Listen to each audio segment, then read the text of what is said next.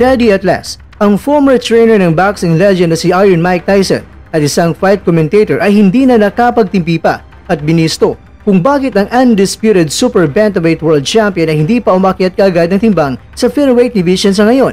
Ang kanyang dahilan alamin. Ang co-promoter ni Naoya Inoue na si Pabarong, medyo nag-aalangan ba sa kakayahan ni Inoue dahil tinawag si Inoue na isang maliit na boksingero kaya ayaw ipakyat ng timbang kaagad. Ito po ang mga nilalaman ng ating kwentuhan. Kaya tara, kwentuhan na!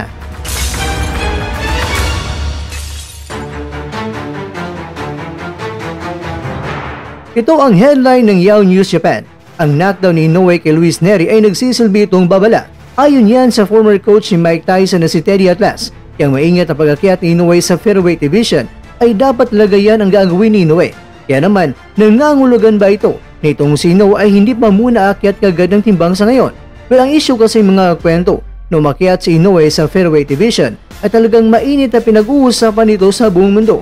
Mula na naging undisputed sa bantamweight division itong si Inoue, dalawang laban lang niya sa super bantamweight division ay kaagad nakakuha niya ang 4 na mga world title belts at naging undisputed world champion sa dalawang magkaibang divisyon na bihira lamang makuha ng mga boksingero sa ngayon. Dinipensa niya ang kanyang 4 na mga titulo sa harap ng 55,000 katao sa Tokyo Dome sa Japan. Kontra yan sa Mexicano na si Luis Nery. Pumagsak man si Inoue sa unang round pero nakarecover ito at winasak at tinurok ang Mexicano.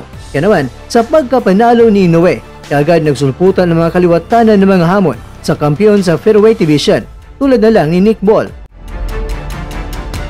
Alberto Lopez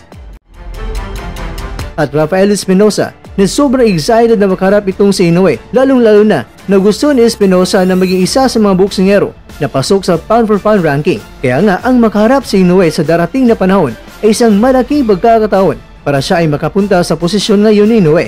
Well, sobrang tangkad nitong si Espinosa mga kakwento dahil 6'1 ang kanyang height. May itong si Inoue ay 5'5". David at Goliath ang paparating na laban na ito. Well, balik tayo kakwento sa sinabi ni Sir Atlas. Ayon sa kanya, dapat na talagang pag-isipan ng mabuti ni Inoue ang susunod niya na hakbang kung aakyat ba siya ng timbang. Dahil ang pagbagsak ni Inoue kontra kay Nery ay nagsisilbing warning ito na hindi pa dapat maging padalos-dalos itong si Inoue sa pag-akyat ng timbang. Kahit gaano pa man kagaling itong si Inoue, inihambing din ni Sir Atlas itong si Inoue kay Vasily Lomachenko na kung saan mula sa featherweight division ay umakyat ito ng 3 mga divisyon. At kahit na isang magaling na boksingero itong si Loma ay may limitado din ito kung kakayahan ng ating pag-uusapan.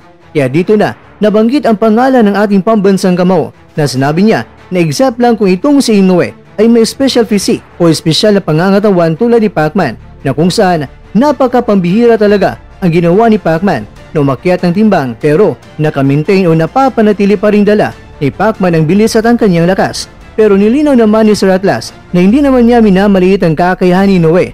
Alam niya na sa inaharap ay magagawa rin ni Inoue na umakyat ng timbang sa featherweight division at maging ganapan ng world champion. Dahil sa featherweight division mga kakwento, ang napakadaling may kasal na laban ang Inoue kontra kay Espinosa na kung saan tulad din nito sa dating kampiyon na si Stephen Fulton na kung saan si Fulton ay unified world champion na hawak niya ang WBC at WBO world title belts at nang ginawang super champion ng WBO si Inoue dahil siya ay naging undisputed bantamweight champion.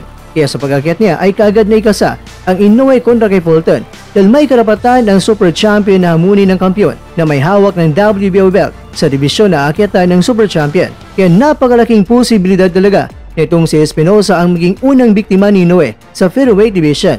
Pero ang tanong, kaya-kayang lapain ni Inoue si Espinosa o baka si Espinosa na ang magpapaamo sa halimaw at may kulong na ito sa hawla?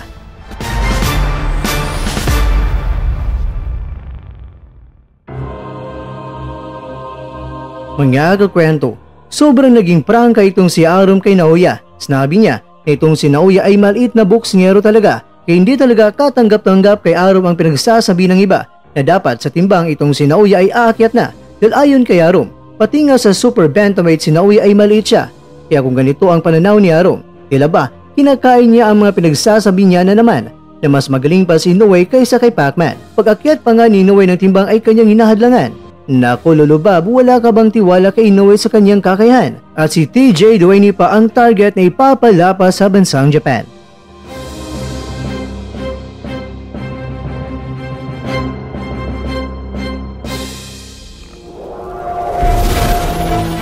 At dyan, nagtatapos ang ating kwento.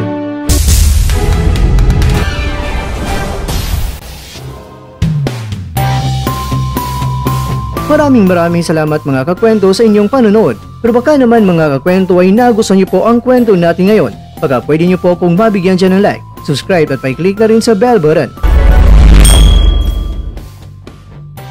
Pero bago tayo tarapos mga kwento ay syempre, shoutout po muna tayo dyan sa ating mga kakwento. Kay kakwentong Jester Jan Minoza, kay kakwentong Victor Ray, kay kakwentong Dr. Alvin Vlogs, at ikaw kakwentong nanonood ngayon, shoutout sa inyo dyan.